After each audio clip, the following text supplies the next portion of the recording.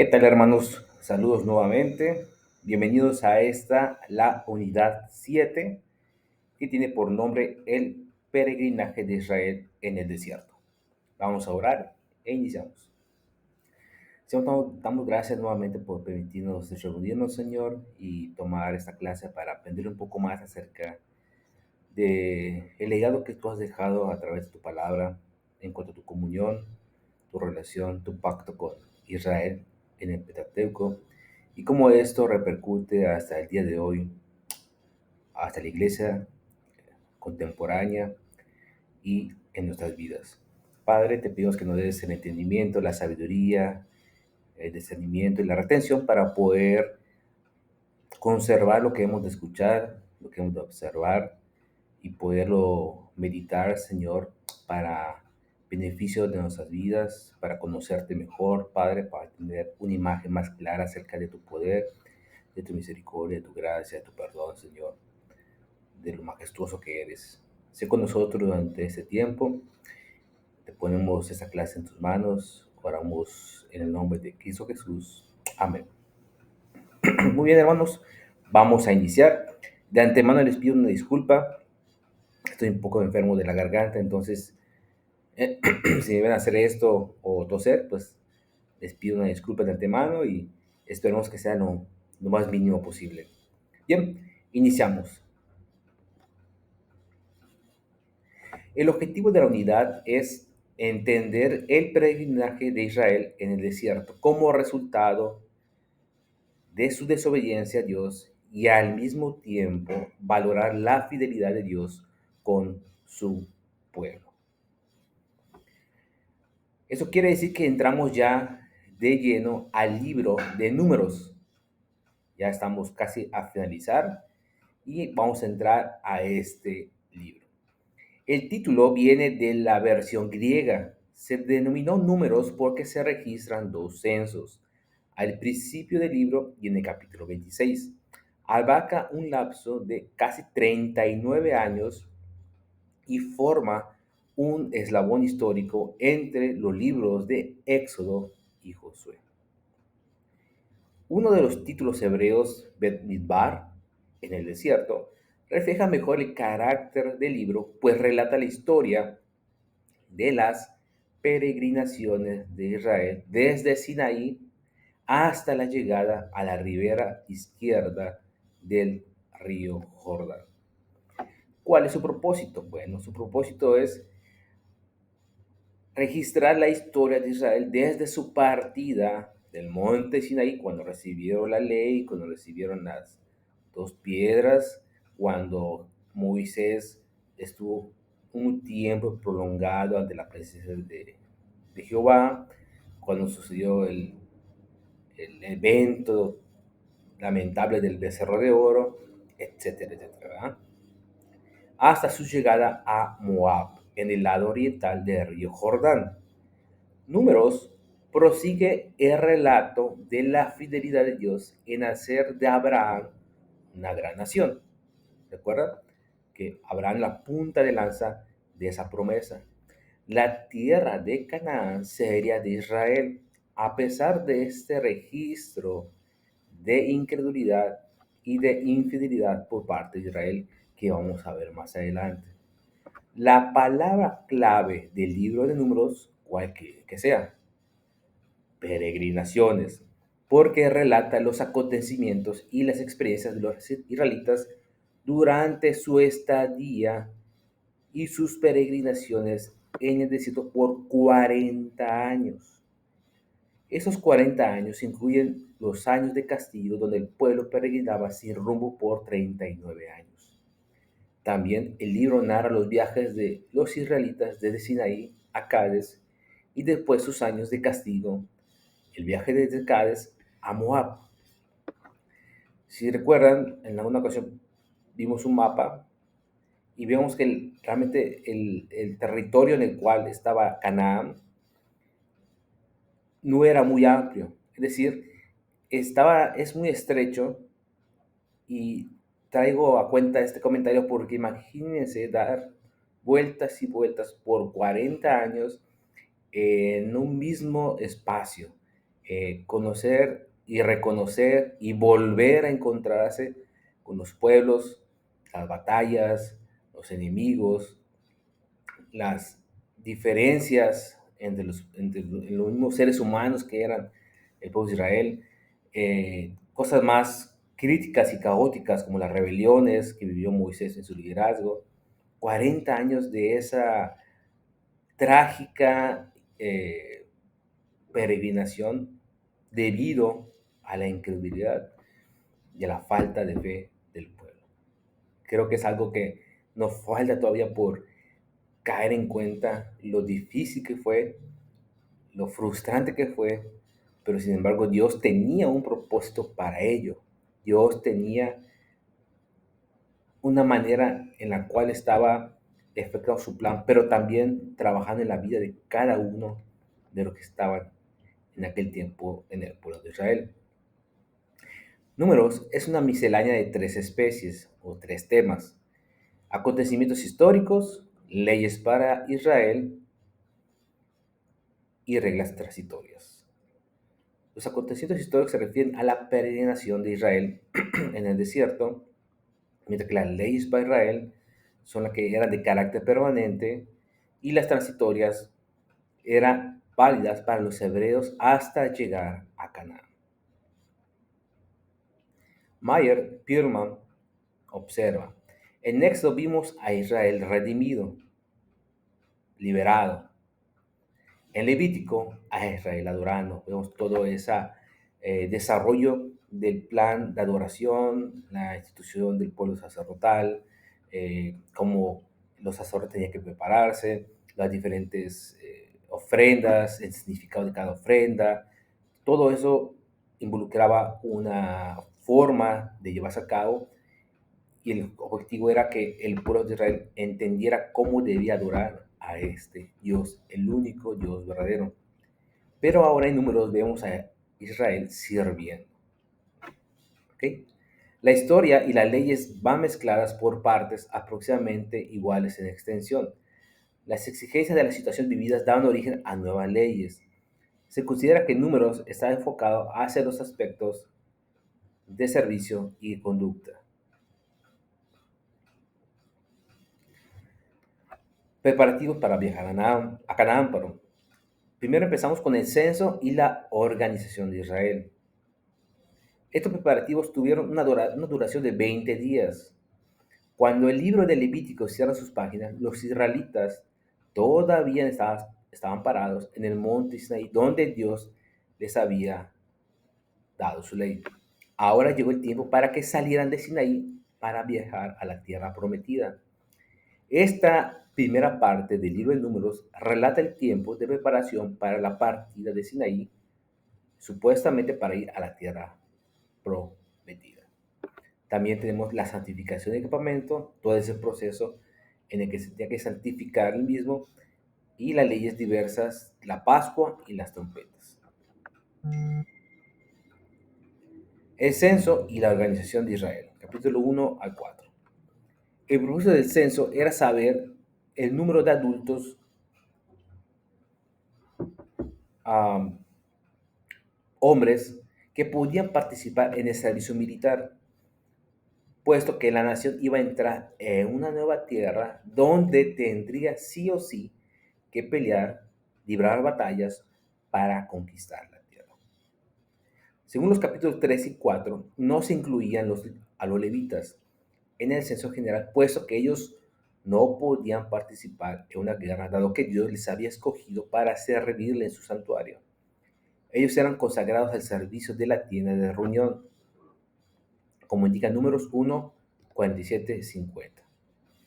Dice: pero los levitas por sus familias no fueron registrados juntos con ellos, porque Jehová le había dicho a Moisés: solamente no contarás a la tribu de Leví, ni harás el censo de ellos entre los hijos de Israel, sino que confiarás a los levitas el tabernáculo del testimonio con todos sus utensilios y todas las cosas que le pertenecen. Ellos llevarán el tabernáculo y todos sus enseres, servirán en él y acamparán alrededor del tabernáculo. El segundo censo, hecho al terminar el peregrinaje en el desierto, nos da una cifra un poco menor del primer censo, lo cual indica que los rigores del viaje en el desierto y la disciplina divina impedían a Israel seguir creciendo numéricamente como había crecido en Egipto. Vemos en esta pequeña gráfica cómo era que se dividían y se organizaban las tribus. Tenemos, según los cuatro ejes del hemisferio, norte, sur, este y oeste. En el norte estaba Dan, Aser, Neftalí y el número que componían esto. En el este, Judá, Isaacar, Zabulón. En el oeste, Efraín, Manasés, Benjamín y por último, Rubén, Simeón y Gad.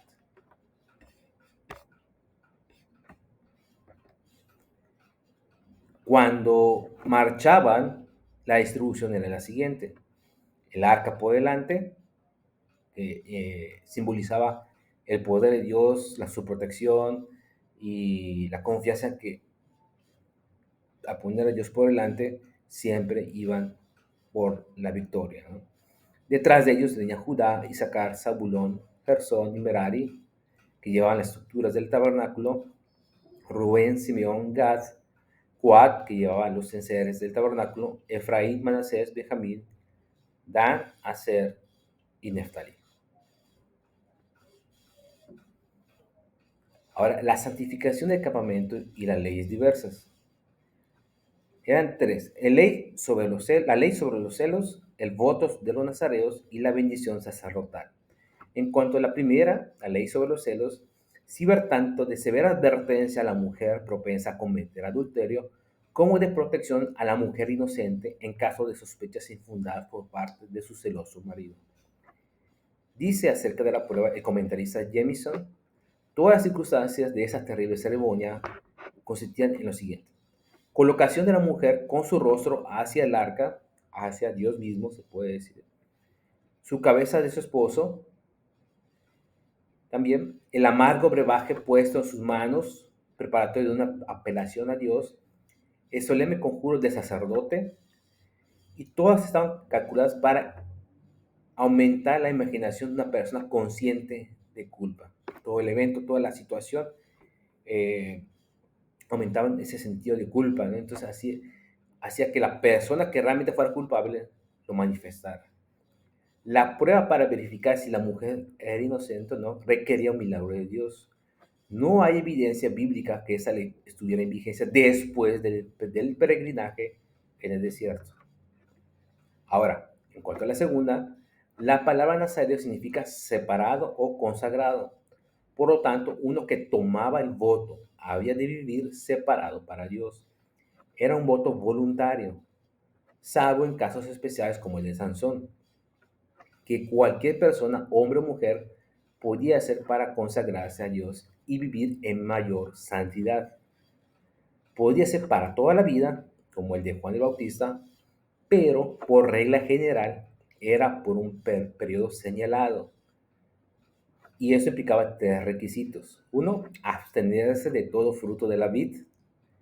Al igual que el sacerdote, cuando oficiaba, el nazareo se negaba a sí mismo al uso de las bebidas fuertes a fin de estar en mejor condición para servir a Dios.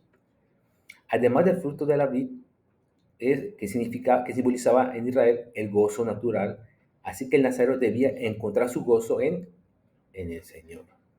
Por otro lado, no cortarse el cabello como señal pública de que había tomado un voto. El pelo largo de Sansón simbolizaba que consagraba su fuerza y virilidad a Dios. Por último, no tocar un cuerpo muerto, ni aun el cadáver de la propia familia, porque el nazareo era santo a Jehová. Se imponía un severo castigo cuando se quebrantaba el voto, incluso cuando no era intencional. Al terminar el periodo del voto, el nazareo tenía que despojarse de su cabello y quemarlo sobre el altar junto con otros sacrificios en una ceremonia pública. Por último, tenemos la bendición sacerdotal, Esta hermosa bendición constituye la más excelente de la poesía hebraica. Tiene un mensaje oportuno tanto para los que hacían frente a los enemigos y a las incertidumbres de la vida desértica como para el hombre moderno. Semejante a la doxología apostólica que encontramos en 2 Corintios 13:14. Esta contiene una triple invocación y las cláusulas son progresivamente más elevadas. Primero, se invita a Jehová a bendecir a su pueblo, con buenas cosechas, ganado, buenas temporadas e hijos. Luego se le suplica que los guarde de todo mal, de los enemigos, de la enfermedad y de la esterilidad. En la segunda invocación se le invita a volver su rostro con agrado y alegría sobre su pueblo y extenderle su favor. Se expresa en hebreo la alegría y complacencia como hacer resplandecer el rostro, y el mal y el temor como empalidecer. Eso lo podemos encontrar también en Salmos 31:16, Proverbios 16:15 y Joel 2:6. Finalmente se le pide que alce su rostro sobre su pueblo en reconocimiento y aprobación y le dé paz, seguridad, salud, tranquilidad y paz con Dios y con los hombres.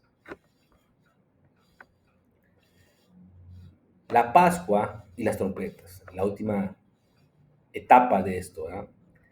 Consistía en convocar a la congregación para la reunión delante del tabernáculo, reunir a los príncipes de las tribus ante Moisés, indicar a las tribus acampadas al este del campamento de ponerse en marcha y preparar a Israel para la guerra. La celebración de la Pascua fue la primera celebración de esa fiesta desde el Éxodo y posiblemente la única en el desierto, pues Israel no observaba la circuncisión, requisito para celebrar la Pascua, desde la rebelión contra Jehová hasta entrar a Canaán. También tenemos recordar la necesidad de su pueblo y conseguir ayuda divina, y para que Jehová recordara a su pueblo durante las fiestas sagradas y los sacrificios de paz.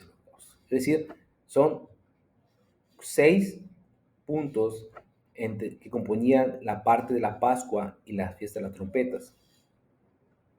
En cuanto a recordar a Jehová la necesidad de su pueblo y conseguir ayuda divina, no debemos pensar que Dios los olvidaría, pero ellos no deberían dar esto sobreentendido, sino que debían actuar. De igual manera ocurre con la oración. Dios conoce nuestras necesidades, pero igual tenemos que presentárselas.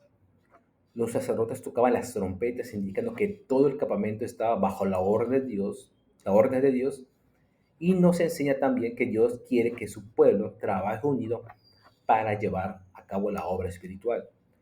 Finalmente, es de notar que la segunda venida de Cristo será acompañada del sonido de trompetas. Indica que la iglesia ha de partir en el éxodo más impresionante de la historia. Proseguimos con Israel en el desierto, desde Sinaí a Cádiz,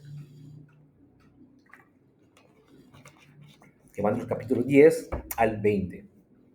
Según Números 10:11, en el año segundo, en el mes segundo, a los 20 días del mes, la nube se alzó del tabernáculo del testimonio y partieron los hijos de Israel en el desierto de Sinaí.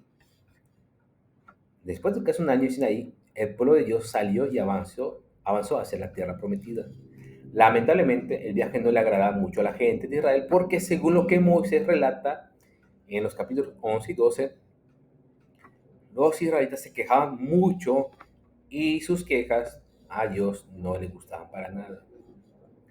Aunque en su gracia Dios había tenido cuidado de Israel durante más de un año, ellos murmuraron y se quejaron repetidas veces contra sus provisiones para con ellos. Quejarse es un ataque al amor y al carácter de Dios y es considerado por Dios de manera muy seria. Israel pagó muy caro su espíritu de ingratitud. El problema aquí registrado comenzó probablemente con las quejas de los no israelitas al borde del campamento. Es decir, ni siquiera empezó en el pueblo de Israel, sino se dejaron influenciar por lo que están afuera, que no tenían ningún tipo de relación con el Señor, pero que sin embargo propiciaron que el espíritu rebelde de Israel floreciera. Y eso pasa también en nosotros, hermanos. A veces somos, mejor dicho, somos hijos de Dios, creemos en Dios, conocemos a Dios a través de su palabra, conocemos sus diferentes promesas, lo que ha hecho en nuestras vidas, cómo Él ha actuado, pero en alguna etapa de nuestra vida, en algún momento difícil, en el trabajo, la escuela, el ministerio, nos dejamos influenciar por gente ajena a la iglesia o hermanos que apenas, o nuevos creyentes inmaduros que no conocen lo que nosotros conocemos, gracias a Dios, y nuestra seguridad y certeza en la promesa del Señor empiezan a esfumarse y a convertirse en frustración, en crítica,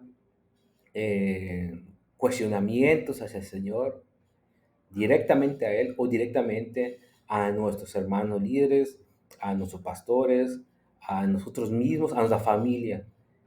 Todo lo que antes tenía claro cuál era la meta, qué era lo que implicaba ser cristiano, ahora, por comentarios ajenos, se empieza a distorsionar y empieza a brotar en nosotros esa parte del pecado que todavía persiste en nuestra vida. Tenemos que tener cuidado a quién escuchamos y qué escuchamos.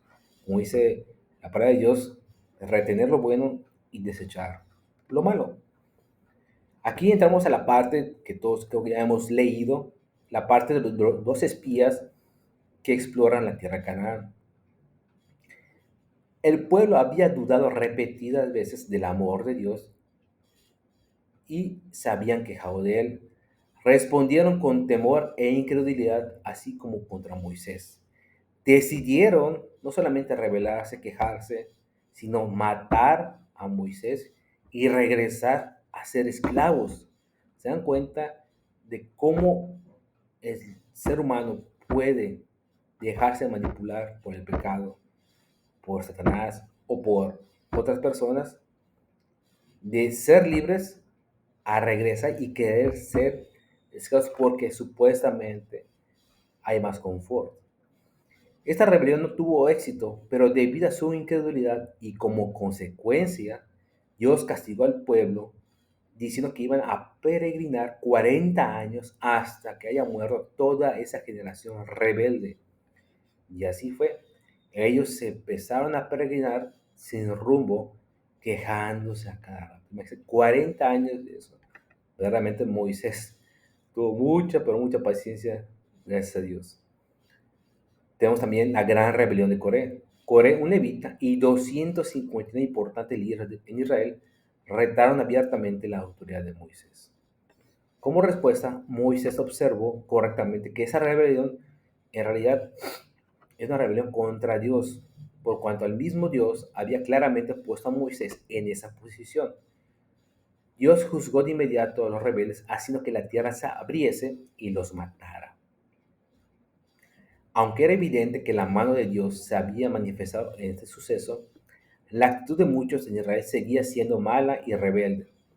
Debido al reto contra sus líderes, Dios confirmó que el sacerdocio pertenecía realmente a Israel, perdón, a Aarón y a su familia. Pasamos a la parte final, que son los preparativos para entrar en Canaán, desde Cádiz a Moab, capítulo 20 al 36. Se cree que el acontecimiento en el cual Moisés y Aarón pecaron tuvo lugar en el último año del peregrinaje. En el mismo año, María, Aarón y Moisés murieron. Moisés golpea la roca y saca agua. Números 27:8 dice, y Jehová dijo a Moisés, toma la vara y reúne a la congregación, tú con tu hermano Aarón, y habla a la peña a la vista de ellos, y ella dará su agua. Así sacarás para ellos aguas de la peña, y darás a beber la congregación y a sus bestias. ¿Notan algo importante? ¿Cuál fue la indicación? Habla a la peña, a la piedra. Habla. En ningún momento dice golpea. La orden de Dios no era golpear la roca. Lo peor de todo es que Moisés no la golpeó una, sino dos veces. Pero al parecer Moisés perdió la calma. Ustedes pueden decir, hermano, que son 39 años de escuchar las mismas quejas de la misma gente que no aprende, que son obstinados, que son tercos. Obviamente tiene que reventar en algún momento Moisés. Pero eso no es excusa, hermanos. Dios obró de todas maneras, pero Moisés desobedeció a Dios y más bien parece que él era quien hacía el milagro. Versículo 10 dice, haremos salir agua de esta peña para vosotros. Moisés recibió el duro juicio junto con Aarón de no entrar a la tierra prometida. Estaban al borde. Hay una imagen ilustrativa donde están Moisés y Aarón en la cima de un cerro, una montaña, y se ve en el horizonte la tierra de Canaán en un atardecer, brillando. Finalmente estaban a punto de entrar, pero la consecuencia de la desobediencia es alta. Ustedes se pueden preguntar, ¿por qué un juicio tan severo a Moisés después de todo lo que había tenido que pasar? ¿No era el pueblo que siempre se quejaba no solo contra Moisés, sino también contra Dios? ¿Fue Dios muy severo? ¿Fue injusto? No. Ni Dios es severo, ni Dios es injusto. Moisés era el líder, el jefe, el que guiaba al pueblo. Era el ejemplo para el pueblo. Él no podía quitar la gloria de Dios. Él no podía dejar de santificar a Dios. Moisés fue privado de ingresar a la tierra prometida. Igualmente, Aarón tampoco entraría. Y esta es una lección que debemos meditar muy profundamente como líderes de cualquier ministerio en que participemos. De quitarle la gloria a Dios tiene una grave consecuencia. No solamente a la vista de los hermanos, sino principal y muy importante ante Dios. Y ni que se diga de los pastores que le quitan la gloria a Dios, que se vuelven el eje de lo que es el servicio, el eje de la vida de la iglesia, el eje de la adoración de la iglesia, van a pagar un precio alto, así como Moisés. Recuerden o recordemos todos que esto se trata de Dios. Esta clase, el seminario, se trata acerca de conocer más a Dios. No se trata de nosotros obtener un diploma, un título, un reconocimiento público. No. Se trata de conocer más a Dios para poder cuidar mejor a su amada iglesia. Entonces, veamos en el ejemplo de Moisés. Él fue un gran líder, un amor pastoral gigantesco por todo lo que implicó en 39 años. Pero la desobediencia ante Dios es muy cara. Tan cara que lo que se hace, se tiene que pagar una sanción, ¿no? A pesar de todo de lo que hizo Dios, la gloria de Dios, la santidad de Dios, su misericordia, su soberanía, su poder es mucho más grande de lo que nosotros podamos hacer en nuestro ministerio. Si creemos que Dios nos va a pasar por alto algo, por todo lo que hemos hecho en el ministerio, estamos equivocados. Porque principalmente lo que hemos hecho ha sido gracias a Él, gracias a que Él abrió puertas, gracias a los recursos que Él dio, gracias a la gente que nos puso en nuestro equipo de trabajo, gracias a que Él nos dio la sabiduría, todo es gracias a Él, hermanos. No olvidemos esto. Cades Barnea. Después del final de los años de disciplina, Dios volvió a Israel de nuevo al lugar de su fracaso, Cades Barnea, para empezar de nuevo. Israel quería pasar por la tierra de Edom. Sin embargo, ellos no dejaron que pasaran por su territorio. Entonces la nación de Israel fue por el lado del desierto y llegó al monte Hor, donde murió Aarón, el hermano de Moisés, y María. Capítulo 20, verso 1. Eleazar, hijo de Aarón, fue el nuevo sumo sacerdote de Israel. Israel hizo duelo por 30 días, después empezó a viajar de nuevo. En el camino el pueblo empezó a quejarse por la falta de agua y pan. Entonces Dios envió serpientes que mordieron a muchos y murieron muchos. Fue en ese momento que Moisés hizo una serpiente de bronce para que todos los que miraban a la serpiente se sanaran y por ende vivieran. Ahí tenemos una ilustración. Pero ustedes se pueden preguntar, ¿cómo es que la serpiente, un símbolo de Satanás y del mal, puede ser símbolo de Jesucristo? Porque también ese es un símil. Es un símil de lo que sería la muerte de Cristo en la cruz. Es una imagen previa de lo que sería la muerte de Cristo en la cruz. En efecto, no es una figura de nuestro Señor, sino el pecado cargado sobre Cristo en la cruz. Pronto los israelitas dieron cuenta de su pecado y pidieron a Moisés que intercediera por ellos. El antídoto indicado por Dios fue la serpiente de bronce. Jesucristo se refirió a este acontecimiento como similar a su obra en la cruz. Ustedes lo pueden leer en Juan 3, 14 al 16. Balaam era de Petor, Mesopotamia, cerca del río Éufrates. Sus poderes sobrenaturales eran altamente estimados por los moabitas y madianitas. Los israelitas seguían su viaje y en el camino tenían que pelear contra varios enemigos. Por fin llegaron a Moab. Fue allí en Moab que el rey de Moab contrató a un profeta que se llamaba Balaam para que maldijera al pueblo de Israel. ¿Era un profeta de Jehová o meramente un adivino en cuya boca Jehová puso sus palabras? Es una buena pregunta. Tenía cierta comunión con Dios. Vamos el capítulo 22, 8 al 12. Sabía algo de la justicia divina, se menciona en Miqueas 6:5, y algo sobre la vida de ultratumba, capítulo de Números 23:10. Oía los dichos de Dios y veía la visión del Omnipotente, y no hablaría lo que Dios no le dijera. Pero también parece que en ocasiones buscaba agüeros o señales respecto al futuro. Así que se infiere que tenía un don de profecía, pero su conocimiento de Dios estaba enturbado en cierta medida por los conceptos paganos. No obstante, Dios intervino y ese profeta pagano bendijo a los israelitas 3 veces. Lamentablemente, también logró seducir a los israelitas a cometer idolatría a Baal Peor, capítulo 25 y 31. Por eso muchos israelitas murieron allí.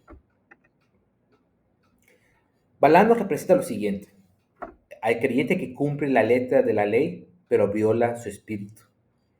Es una muestra del profeta asalariado que quiere negociar con su don porque dice, amó el premio de la maldad. Balaam, en su trato con los mayanitas, ilustra la mala influencia de los maestros insinceros. El relato de Balaam ilustra cuán vacío es una persona de conocimiento de Dios si no está acompañado de sincero deseo de obedecerle.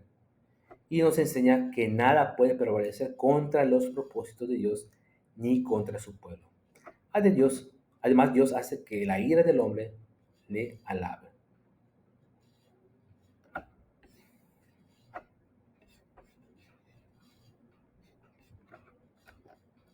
Después de estas cosas, Moisés empezó a enseñar a la nueva generación que había surgido.